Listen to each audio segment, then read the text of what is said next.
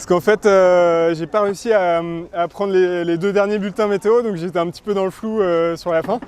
Et en plus, on a eu une petite dépression qui est venue un peu perturber le scénario. Et du coup, j'ai eu de la molle, j'ai eu toute une période où j'avançais pas très vite et vraiment je me disais que les autres pouvaient revenir. Enfin là, j'étais pas du tout sûr d'être premier, donc c'était les dernières 24 heures étaient vraiment stressantes pour ça parce que.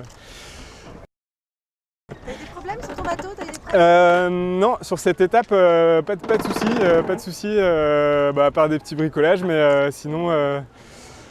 Non, sinon le bateau a très bien marché. J'ai essayé de préserver un peu le matériel quand même ouais, ça a bien fonctionné. Enfin, ouais, ça. Le bonhomme, il est en quel état? Alors un petit peu fatigué quand même sur la fin. Toutes les fins de course, j'essaye de me dire qu'il faut que je me repose pour arriver en forme, mais j'y arrive jamais finalement. Parce qu'il y a toujours, je sais pas, le stress, la pression justement de savoir où est-ce qu'on en est. Et puis mine de rien, je pense que c'est naturel aussi de tout donner sur la fin. Voilà, du coup, je suis un peu crevé quand même. Mais les courses, quand même, ça Ouais. correspond à ce que tu imaginais. C'était une super découverte. C'est vraiment un truc de dingue. 3 semaines de course non-stop. Je pense qu'à peu près tous les 2 jours, je me tapais un petit fou rire en me disant mais c'est un truc de dingue, vraiment ce qu'on fait, c'est hallucinant quoi.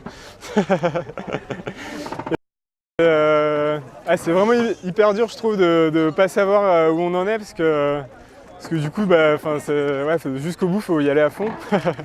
Quand même en se disant qu'il faut que le matériel tienne le coup aussi donc ouais c'était pas facile hein, ces dernières 48 heures en gros là j'étais bien stressé quand même.